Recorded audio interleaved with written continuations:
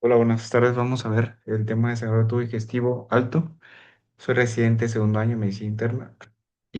Vamos a ir con la clase.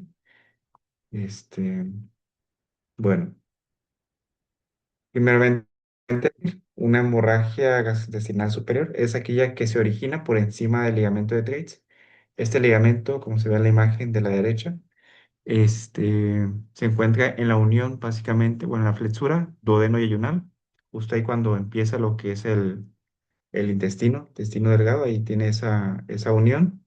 Y pues bueno, de aquí hacia arriba es un sagrado digestivo alto que involucra esófago, estómago y hasta duodeno. En clasificación tenemos de origen varicial de manera inicial, que esta es una de las mayores complicaciones de la hipertensión portal causada por hepatopatía crónica, cirrosis hepática. Este, se comenta como varicial debido a que esta es originada por las varices que discurren por todo el esófago.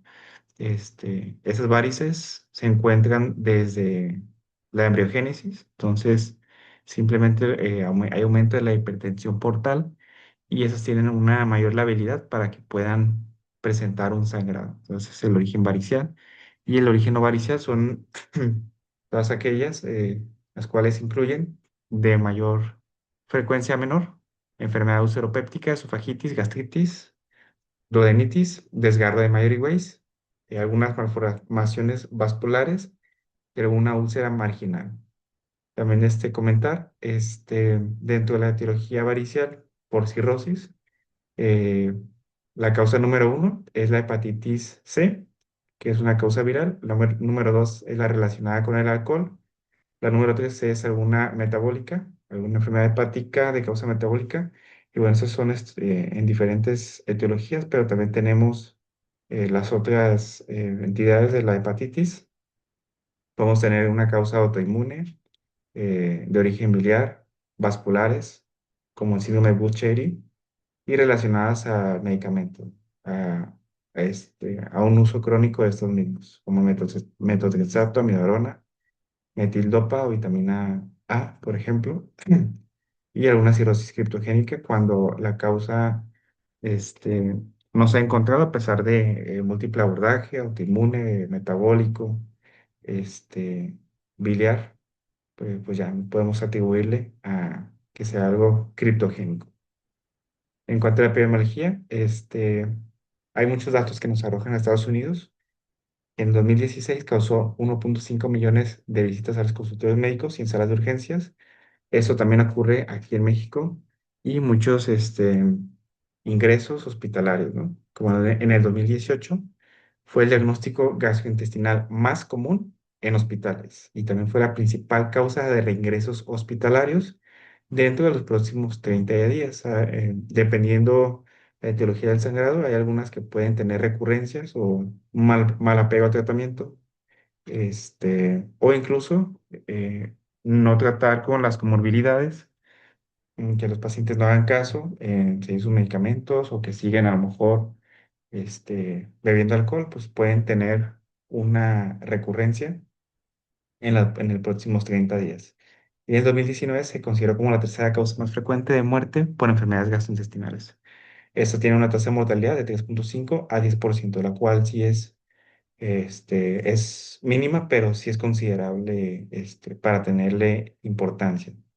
De factores de riesgo, hasta el 60% de los pacientes eh, que han tenido un cerrato digestivo alto vuelven a presentarlo en la misma lesión. Difícilmente si un paciente tiene alguna úlcera gástrica duodenal, si tiene un reingreso en los próximos 30 días, sería por a lo mejor alguna varice. Es posible, pero no es muy probable. El 70% de los casos que requieren hospitalización son personas mayores de 65 años. Entonces, sí, en admisión hospitalaria o ingreso a servicio de medicina interna o de terapia intermedia de cuidados intensivos, son mayores de 65 años, pero claramente podemos observar con más corta edad en pacientes que a lo mejor tuvieron cirrosis alcohólica por un inicio muy temprano, pues pueden presentarlo. Es importante aquí comentarles este esquema gráfico que está aquí a la derecha, los cuales son ciertos factores de riesgo muy importantes eh, que contribuyen a que se presente este diagnóstico, sangrado digestivo alto, empezando por el envejecimiento. Este envejecimiento va a dar dos definiciones, dos conceptos, lo que es la inmunosenescencia, que quiere decir un deterioro del sistema inmune progresivo con la edad. O sea, hay una menor producción de células, células inflamatorias, células que nos ayuden contra el huésped, pues. Eh, Hay una disminución en la producción de linfocitos T y también hay una menor eficacia en el funcionamiento de estos mismos y de todas las demás células, ya sea celulares o humorales. El inflammaging, esto nos quiere decir una inflamación crónica, leve, pero progresiva del cuerpo humano, esto por todas las siguientes definiciones, que son las comorbilidades, por ejemplo, suelen presentar a lo largo del tiempo, de más adultos, adquiriendo ciertas comorbilidades, diabetes, hipertensión, enfermedad renal crónica, polifarmacia, es más común que los adultos mayores tengan una polifarmacia, o sea, que consuman más de 3 5 medicamentos, hasta 10 medicamentos, pues ya podemos considerarlo de un estado de desnutrición, ya sea porque hay una disminución en la ingesta o porque hay algún otro factor que contribuya a que el paciente disminuya el consumo de alimentos. El uso de anticoagulantes, agentes antiagregantes, antiplaquetarios y AINES, eso también justamente tratando otras situaciones. AINES en los adultos mayores más común en enfermedades óseas musculares, pues suelen consumir más de esos medicamentos anticoagulantes y antiagregantes, pues alguna este, síndrome coronario crónico o alguna enfermedad vascular periférica. Entre otros, etiología y factores de riesgo, de acuerdo al padecimiento, pues es lo más probable. Eh, la causa número uno, úlcera péptica, de 26 al 59%. Esto inicialmente por una infección por Helicobacter pylori, el cual tiene una prevalencia de 60% en toda Latinoamérica. También puede darse por otras infecciones como citomegalovirus o virus de herpes simple, el uso de AINES y úlceras por estrés. Entonces pueden provocar úlcera péptica y posiblemente pues, un sangrado de tubo digestivo alto. Esofagitis, esto puede darse en pacientes que ya padezcan con enfermedad de reflujo gastroesofágico, que utilicen medicamentos como los aquí observados, que también incluye los AINES. Este, Cloro de potasio puede generar enfermedad de reflujo gastroesofágico y otras infecciones. Gastritis o duodenitis por consumo excesivo de alcohol, también por Helicobacter pylori, AINE, radiaciones, uso de anticoagulantes y el estrés. Desgarro de Mallory Weiss, vómitos o arcadas, ya sea provocadas por algún padecimiento que esté estimulando o que sean autoinfligidas o autoprovocadas por esfuerzos de levantar objetos o durante evacuaciones intestinales cuando hay un esfuerzo intenso. Tos intensa, convulsiones, hernia yatal o traumatismos abdominales cerrados. Y también tenemos neoplasias benignas o malignas, también pueden provocarnos esos sangrados. Algunas angiodisplasias y en otras situaciones, pues una causa desconocida o identificada por el momento. Para la presentación clínica, esto es muy importante. Tenemos que en el 90% este, de los pacientes que tienen melenas, estas melenas que son básicamente el conjunto de heces y de sangre ya procesadas, generan un aspecto de heces oscuras, heces negras. El 90% pues va a ser proximal al ligamento de Treitz, o sea, el ligamento hacia arriba. Y el 10% son de ligamento hacia abajo, menos comunes, debido a que la presentación es distinta generalmente cuando es sangrado a tubo digestivo bajo. Ahorita ya comentándolo, las pérdidas de sangre observadas son a partir de 50 mililitros y comentar que las manifestaciones pueden iniciar después de 14 horas de que se inició el sangrado. Pues el paciente puede tener sangrado, pero puede tener la presentación clínica 14 horas después. Y este mismo sangrado puede tener restos hasta 5 días posteriores. Entonces, puede que el origen ya haya sido erradicado, por ejemplo, alguna úlcera o una varice. Sin embargo, el paciente puede seguir presentando este, estas melenas 5 días después. Matemesis, sangrado básicamente mm, en vómitos, sangre fresca en pozos de café. Y hematoquesia, ocurre en el 10% de los casos, que ese es un sangrado rojo, brillante, más común de sangrado de tubo digestivo bajo, ya que cuando es bajo no puede procesarse adecuadamente, entonces pues sale fresco.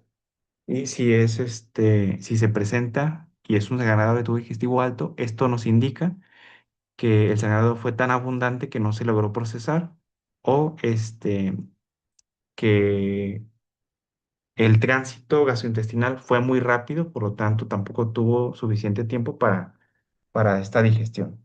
Entonces, bueno, esa es una presentación menos común. También resaltar las pseudomelenas, que es cuando presenta el paciente un consumo de sales de hierro, bismuto, puede pintar un poco las heces.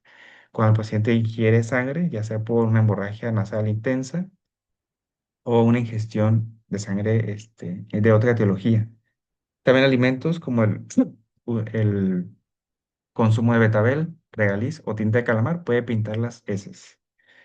Cuanto a la historia clínica, los antecedentes patológicos, pues como en cada historia clínica, la edad, hábitos tóxicos como el alcohol, tabaquismo, antecedente hemorragia tubo digestivo alto, ya que esto nos orienta a que es más probable que pueda tener que la causa sea un sangrado de tubo digestivo alto, con una razón de verosimilitud positiva del 6.2. Esto indicándonos que si lo presenta el paciente, pues sí tiene una mayor probabilidad de que sí sea, ¿no? Es la prueba. Un paciente con cirrosis nos da una razón de verosimilitud de 3.2, con síncope de 3, una melena observada por el paciente o por algún familiar, nos da una razón de verosimilitud de 5 a 6 aproximadamente. Cirugías previas o uso de fármacos, los fármacos ya mencionados. En la exploración física, una frecuencia cardíaca aumentada, nos da una razón de verosimilitud positiva de 4.9. Melenas observadas, las cuales tiene el mejor rendimiento de todas estas datos clínicos, con una razón de verosimilitud de 25, ya que así, una vez que el personal clínico observe las melenas, pues esto nos puede orientar un mayor rendimiento para el diagnóstico, ya que a veces el solo observamiento, la observación por parte del paciente puede darnos falsos negativos al presentarse, por ejemplo, alguna pseudomelena. Ellos pueden pensar que sí sean melenas francas, pero no hay una certeza.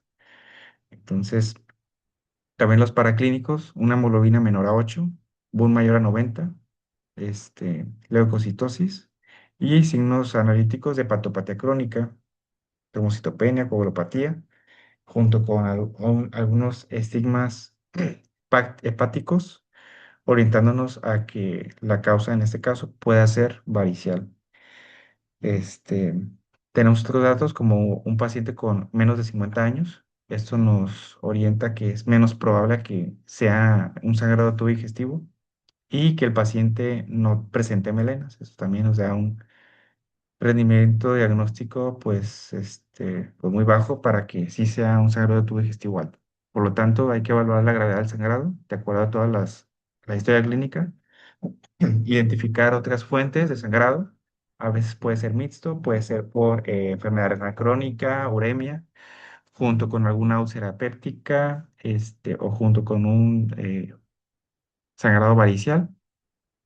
Entonces, bueno, sí tenemos que determinar las condiciones del paciente a su egreso, ya una vez que se dé el manejo, para evitar que éste tenga un reingreso, ¿no? Ya que sabemos que tienen alta tasa de recurrencia. Entonces sí, hay que observar las melenas. Para su abordaje, pues lo dividimos de acuerdo a la endoscopía, en una evaluación preendoscópica, endoscópica y postendoscópica, ¿no?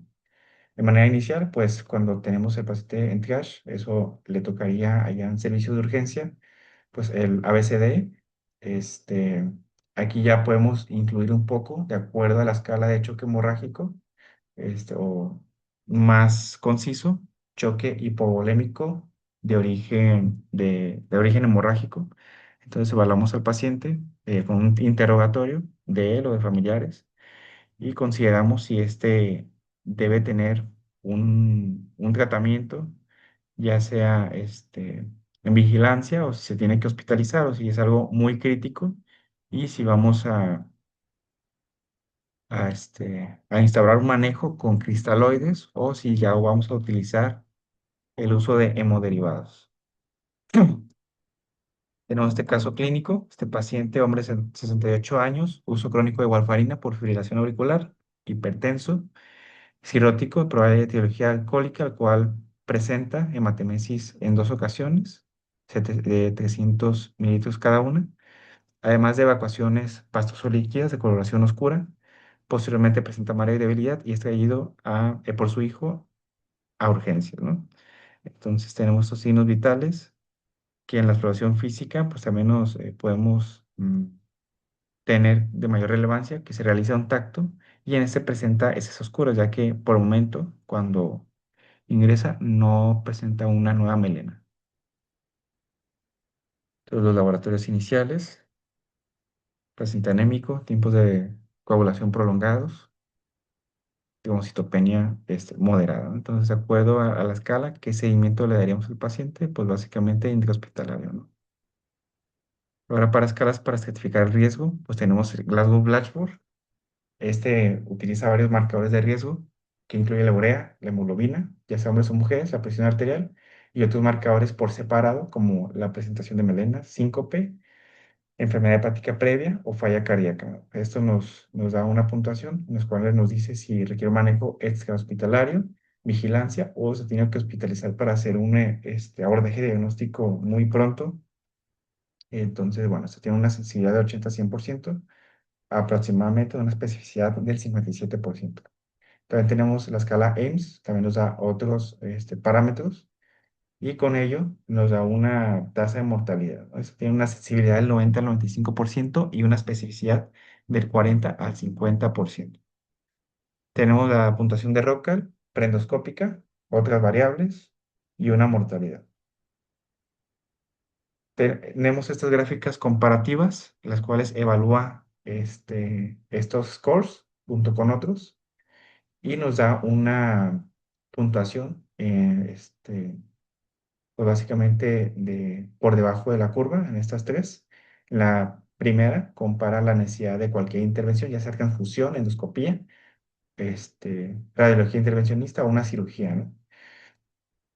O con que tengan una mortalidad a los 30 días. En esta nos indica que la que tiene un Auroch score mayor es la de Glasgow-Blatchford, muy por encima de las otras puntuaciones, por lo tanto, pues esta es la que tiene sí una mejor este, sensibilidad, hay que usar esta. En la segunda gráfica es los scores preendoscópicos para la predicción de un tratamiento endoscópico, o sea, meramente el uso de la endoscopía. También el Glasgow-Blatchford es el que tiene una mayor puntuación. Y tenemos como último una comparación para predecir la mortalidad. En este Glasgow-Blatchford no es el ideal. En este podemos utilizar, por ejemplo, el AM65, que tiene un mayor rendimiento que el Rockall Score. Entonces, es el que vamos a utilizar en mayor medida. Seguimiento al caso clínico. De acuerdo a esto, ¿cuál es el tratamiento? Pues en este caso, se usan soluciones cristaloides y hemoderivados, se suspende la warfarina, se administran plasmas frescos congelados. No es lo ideal, pero es un caso clínico orientado en nuestra unidad. Entonces, es lo que se tendría que utilizar. Y el uso de octreotide, debido al antecedente de hipertensión portal, un sangrado continuo, pues podemos iniciar todavía con estos análogos. Entonces, ese es el tratamiento inicial ideal.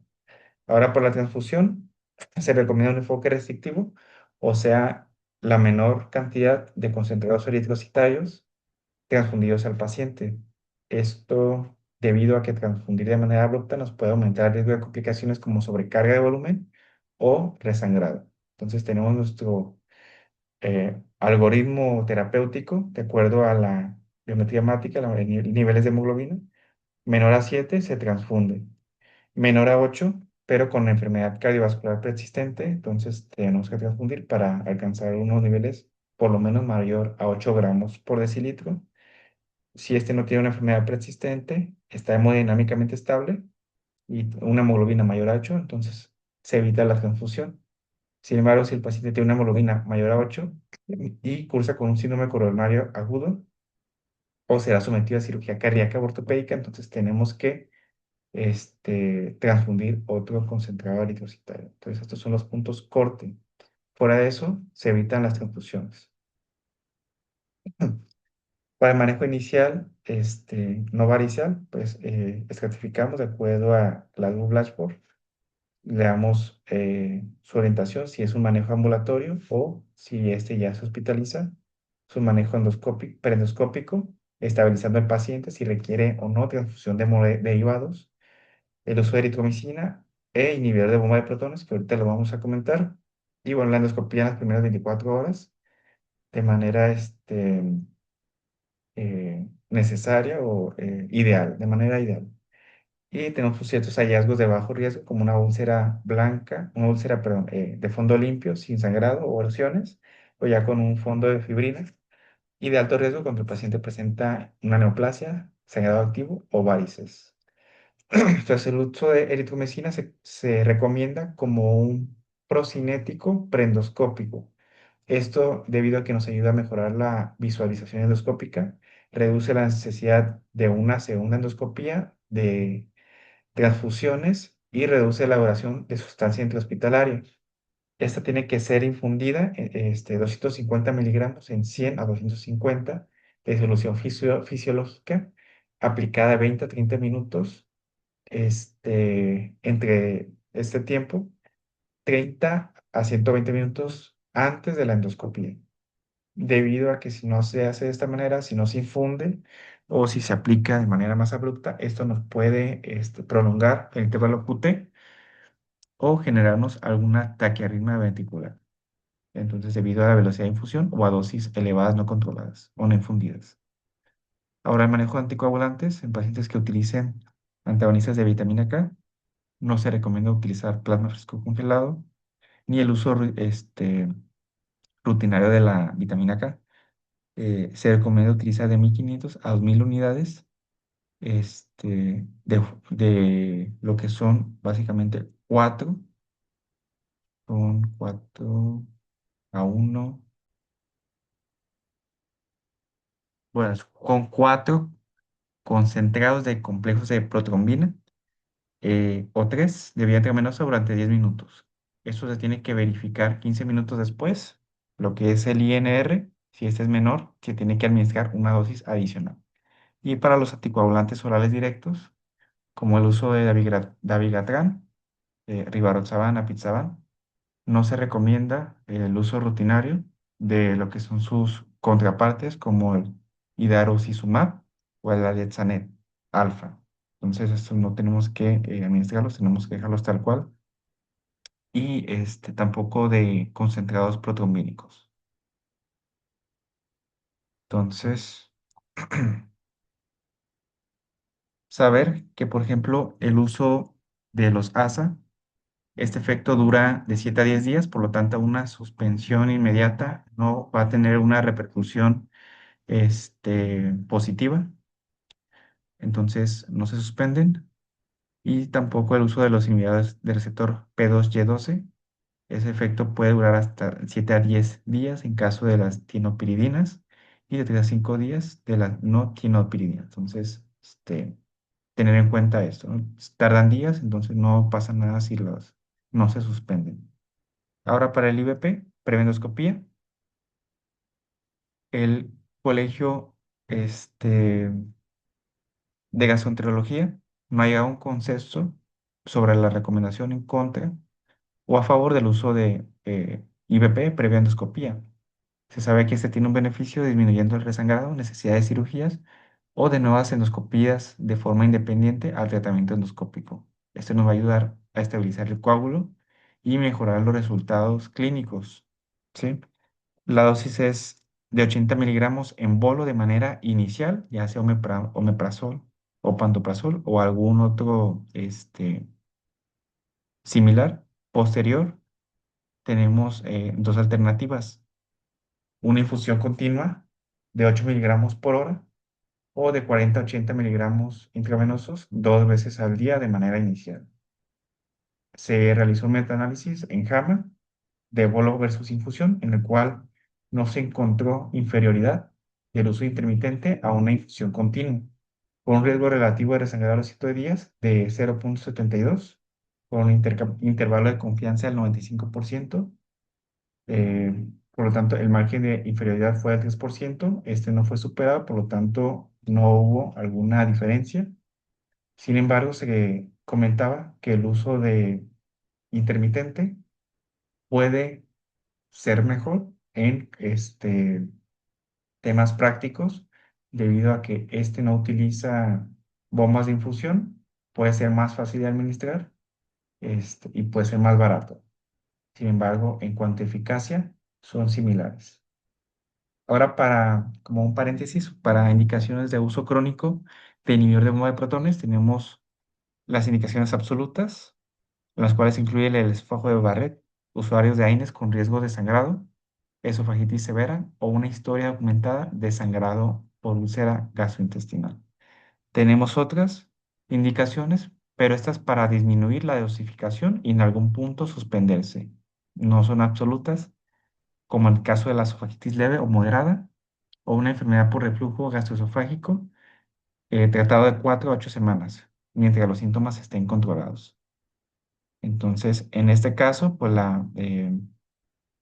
el omeprazol se tiene que administrar 20 miligramos, 30 a 60 minutos antes de la comida. Se recomienda que sea por la mañana y cuando el paciente tenga una dosis doble porque tuvo ese tratamiento inicial posterior a su egreso a domicilio, tiene que reducirse a solamente una vez al día. Entonces, es lo que se tiene que realizar. Fuera de estas indicaciones, un paciente no tiene que utilizar IVPs a menos que tenga otro contexto en pacientes críticos, etcétera, ¿no? Pero de manera general, así es como se tiene que indicar. Para manejo endoscópico, primero vamos con el caso clínico. A las 12 horas del mismo paciente se hace endoscopía alta, una panendoscopía, las cuales se observan varices esofágicas grandes, mayor a 10 milímetros, con un sangrado activo. Por lo tanto, ¿cuál es el riesgo del paciente y cuál sería su manejo ideal? En este caso, es un riesgo alto, tiene un sangrado activo, por lo tanto, así lo consideramos y se maneja lo que es la escleroterapia, una ligadura con bandas elásticas, como se ve en la imagen. Ahora, para clasificar el sangrado varicial, la Asociación Americana de Enfermedades Hepáticas la divide de dos maneras: 2 a 3 grados. La de 2 grados es por tamaño, pequeñas menor a 5 y grandes mayor a 5 milímetros. Y por 3 grados, esto que varía de acuerdo a qué tanto ocupan lo que es el lumen esofágico y las características de las mismas. Si son pequeñas, rectas que colapsan con la insuflación, medianas que son agrandadas y tortosas, ocupan menos de un tercio del lumen, grandes cuando son de forma espiral y ocupan más de un tercio. Entonces las dividimos de bajo y alto riesgo. Sin embargo, esta misma asociación recomienda el uso de la clasificación por 2 grados, o sea, pequeñas y grandes. Ahora, para el tratamiento del sangrado no varicial, se hace la clasificación por medio de Forrest. Esta la clasifica cuando hay un sangrado activo, reciente o sin sangrado, ¿no? De acuerdo a los hallazgos endoscópicos. Activo cuando se considera 1A o 1B, cuando es sangrado en chorro o en capa o babiante. Un sangrado activo muy reciente, muy activo, pues. Reciente cuando observamos el vaso visible o hay un coágulo adherido. Aquí no hay un sangrado activo, pero este al ser reciente tiene una probabilidad alta de que pueda volver a resangrar de manera fácil. Y sin sangrado o forrestres cuando es de base de fibrina. Entonces aquí ya probablemente ya tenga un tiempo que esto ya cerró y se puso fisiológicamente el tapón de fibrina, la base de fibrina.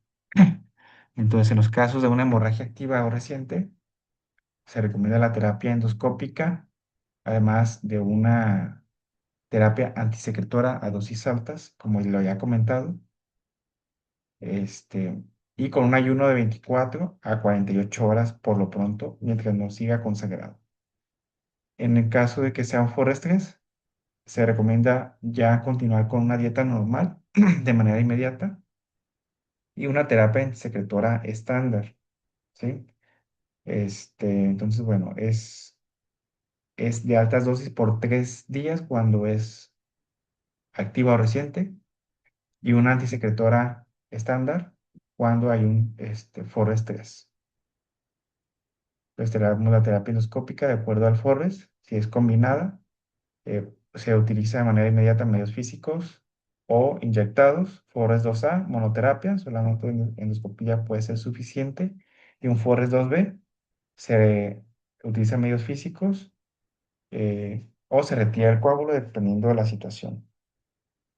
Se considera la terapia OVESCO como primera línea, ahorita la vamos a observar. Esos son algunos métodos hemostáticos inyectables, epinefrina, polidocanol y el N-butil-2 cianoacrilato, con indicación en las varices esofágicas. La importancia de esto, ya que estos se encarga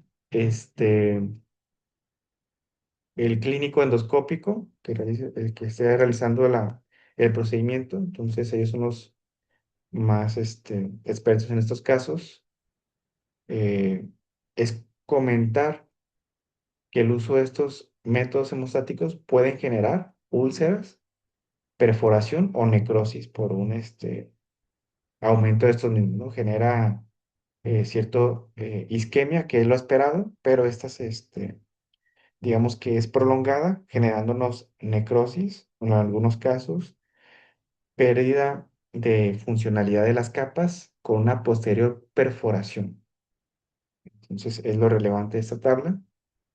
Y bueno, tenemos los métodos hemostáticos mecánicos, tal cual, por algunos dispositivos como clips hemostáticos, bandas elásticas o endoloop, pues estos cierran lo que son estas aberturas de sangrado. Tenemos los métodos hemostáticos térmicos, en los cuales algunos son muy parecidos, como los que se utilizan en las cirugías, la sonda de termorregulación o los forceps de electrocoagulación. Este, Sin embargo, tenemos el dispositivo sobre tubo o el Ovesco Clips, que significa over the scope. Esos abarcan un área aún más grande con una adecuada compresión, como se ve en la imagen. Por lo tanto, son las más recomendadas y estas tienen una menor probabilidad de que presente necrosis, perforación en otras situaciones y que el cierre sea más eficiente. Ahora, ¿cómo saber que un paciente pueda tener un resangrado? Es la aparición de signos clínicos de sangrado posterior a la terapia hemostática por endoscopía exitosa, o sea, que vuelva a presentar melenas, hematoquesia, hematemesis. Esto hasta 3 a 4 días, hasta los 3 a 4 primeros días posteriores a la endoscopía, ¿no? Entonces, en esos casos se hace una endoscopía, se puede ya, si ya ha habido varias, una embolización por radiología intervencionista o cirugía general. Vamos a ocultar esto, ¿verdad? Entonces, síntomas y signos de sangrado, nueva esterilización del sangrado, taquicardia y hipotensión, posterior a tener una estabilidad hemodinámica y el descenso de 2 gramos de hemoglobina tras una estabilización inicial de las cifras de hemoglobina. Entonces, hay que tener en cuenta los controles de hemoglobina de nuestros pacientes. Ahora, para manejo postendoscópico tenemos la ROCAL ya completa, que utiliza aparte como variables algunos diagnósticos o algunos hallazgos observados en los pacientes, dándonos una tasa de resangrado aproximada, y una mortalidad, ¿no? Por lo tanto, los pacientes tener vigilancia durante más tiempo y con más enfoque en datos de alarma, ya que esos pueden volver a reingresar a hospital, ¿no? Entonces vamos a determinar esa severidad endoscópica y qué se va a hacer posteriormente. Ahora, conociendo que en las sangrado tubo digestivo alto no varicial, las úlceras pépticas es lo principal. Esto causado principalmente por infección de Helicobacter pylori, pues hay que hacer una prueba de detección en todos los pacientes, ¿no? Entonces tenemos estas cuatro serologías: antígeno en heces, prueba de aliento con urea o biopsia gástrica, dan unos diferentes sensibilidades y especificidades, la que se considera con menor rendimiento de las serologías, ya que puede que un paciente este, presente o haya presentado en algún momento infección por H. pylori, sin embargo no sea la causa actual de estos sangrados. El antígeno en heces, prueba con aliento de la biopsia, tienen un mejor rendimiento, una mayor sensibilidad. Número uno, la prueba de aliento con urea y posterior el antígeno en heces. Entonces, esto es lo que es con esta clasificación. Considera simplemente el uso de IVPs en los pacientes. Se recomienda suspender 2 semanas antes de la prueba, ya que puede haber reducción de la actividad de la ureasa o inhibir la liberación de los antígenos en heces.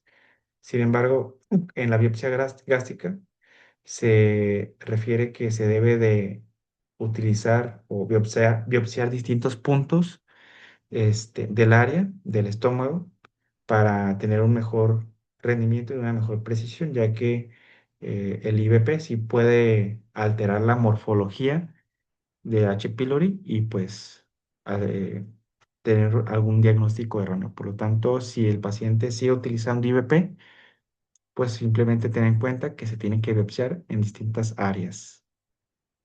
Para tratamiento de H. pylori, este se ha modificado en los últimos años, en el cual el régimen recomendado es el cuádruple de bismuto optimizado, que contiene IVP, bismuto o subsalicilato, perdón, tetraciclina y metronidazol. IVP 2 veces al día, subsilato y bismuto, y también metronidazol 4 veces al día, y el metronidazol también puede darse solamente 3 veces al día. Este tiene la mejor recomendación, es el inicial y es el ideal. Pero tenemos unas alternativas que se encuentran en la tabla, en las cuales, debido a que el paciente de manera inicial tenga alguna contraindicación para los utilizados en la primera, pues utilizamos estas alternativas. Continuando con el caso clínico, ¿qué criterios son los suficientes para poder considerar egresar al paciente?